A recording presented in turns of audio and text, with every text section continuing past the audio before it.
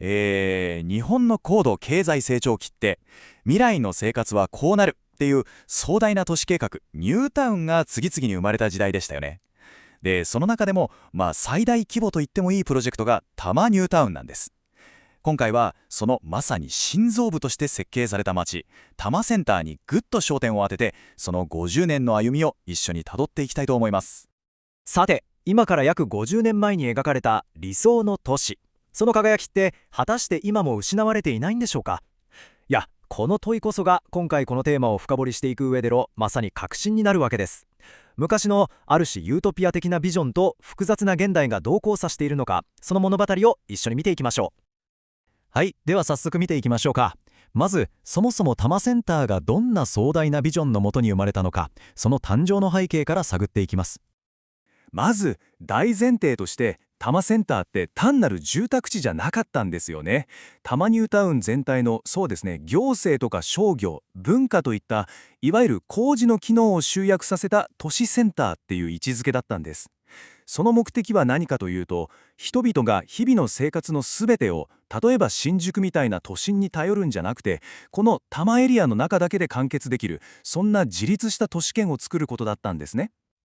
じゃあこの街を当時これほどまでに革新的なものにしたのって一体何だったんでしょうか。その答えはですね、たった一つでもものすごく野心的な設計思想に集約されるんですよ。その思想っていうのがこれです。歩車分離。これ文字通り歩行者と自動車の通る道を完全に、しかも立体的に分けちゃうっていう設計思想なんです。具体的には道路とか駐車場を谷筋みたいな低い土地にまとめて、その上にドーンと人工地盤を作って、そこを広場とか遊歩道にしたんですね。目的はもうただ一つ、交通事故が全くない究極的に安全なコミュニティを作り出すこと、これだったんです。でこの、未来的なビジョンを実現したのが建築家の大高正人という人物です。彼実はメタボリズムっていう建築運動の主要メンバーだったんですけど、これ都市がまるで生物みたいに新陳代謝を繰り返しながら成長していくっていう考え方なんですね。でその彼が得意としていた人工の土地を使って都市の機能を重ねていくっていう手法がこの多摩センターで大規模に実現されたというわけなんです。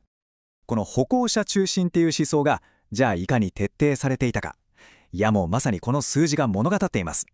多摩ニュータウン全体に張り巡らされた歩行者専用道路の総延長、なんと 41km。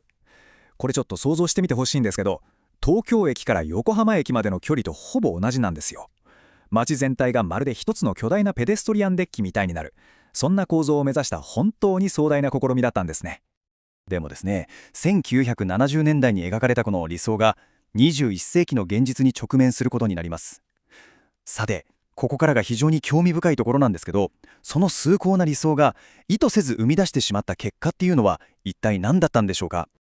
まさにこのスライドがその革新的な対立を見事に示しています。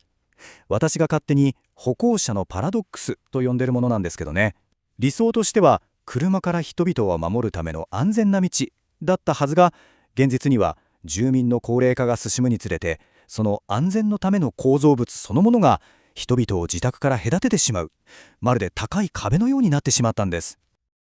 このデータがその問題をはっきりと裏付けています。これ多摩市の調査なんですけど、駅から遠くて高低差もあるいわゆる交通不便地域では日常の移動に占める徒歩の割合が 34% にもなるんですね。これ一般地域の 19% と比べるともう圧倒的に高い。これこそがラストワンマイル問題と言われるもので、車が家の玄関先まで入れないという構造が結果的に高齢者とか移動が大変な方々により多くの徒歩を強いれているという、なんとも厳しい現実なんです。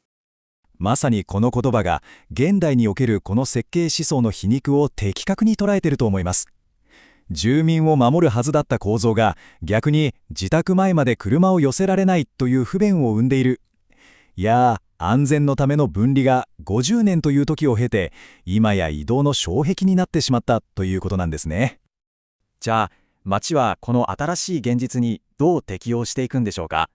その答えはですね、街の顔ともいえる象徴的な建物の劇的な変化の中に見て取ることができます。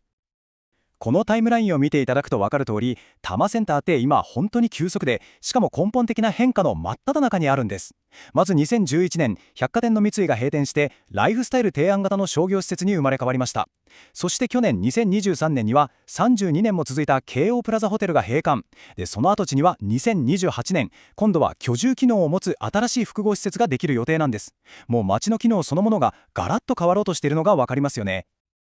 じゃあ、なんで百貨店がライフスタイルセンターに変わったのか。その背景には、この晴れから経っていう日本全体の消費スタイルの大きな変化があるんですね。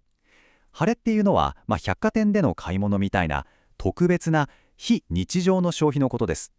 それに対して経っていうのは、普段の生活をちょっと豊かにするための日常的な消費。多摩センターで起きている変化は、まさにこの大きな時代の流れを映し出しているんです。そう、ここがものすごく重要なポイントです。駅前の一等地に建っていたホテル、つまり外から来る訪問者を迎えるための機能が、今度は高層マンションを中心とした住民のための居住機能へと変わろうとしている。これって街の中心部に住む場所を集めるっていう、いわゆるコンパクトシティ化の流れそのものですよね。街の重心が完全に訪問者から住民へと移っていることの何よりの証拠なんです。さて、それでは次に、こういった変化がどうやって新しいビジョンにつながっていくのか、そこを見ていきましょう。面白いことに、過去の課題が未来のチャンスへと変わりつつあるんです。街がどんどん居住中心になっていく一方で、多摩センターがただのベッドタウンで終わらないために絶対に欠かせないものがあります。それが文化的な資産です。皆さんご存知のサンリオピューロランドとか、大規模な改修を終えたパルテノン多摩といったここだけのユニークな魅力が街のアイデンティティと活気を保つためのまさに鍵になっているんですね。で、ここでですね、本当に信じられないくらい革新的な発想の転換が起きるんです。街の最大の弱み、最大の課題だったはずの歩行者と車が完全に分離された空間。これが、なんと次世代モビリティにとっては、一般の車とぶつかる心配が全くない、世界でも他に類を見ない最高の実験場っていうとんでもない強みに変わったんですよ。その結果どうなったか。多摩センターは今や文字通り未来のモビリティの実験室となっています。先ほどお話しした高齢者のラストワンマイル、つまり自宅から駅とかバス停までのちょっとした移動を解決するために、自動運転のシャトルとかグリーンスローモビリティって呼ばれる低速の電動車とか、そういったものの実証実験がまさにこの安全な空間でめちゃくちゃ積極的に行われているんです。歩くことを理想として作られた街が新しい乗り物と共存することを学んで、次の50年に向けて今度は走り出すことができるのか。この問いこそがこの理想都市の進化の物語を見守る僕たちに残された一番面白くて、そして重要な視点なのかもしれないですね。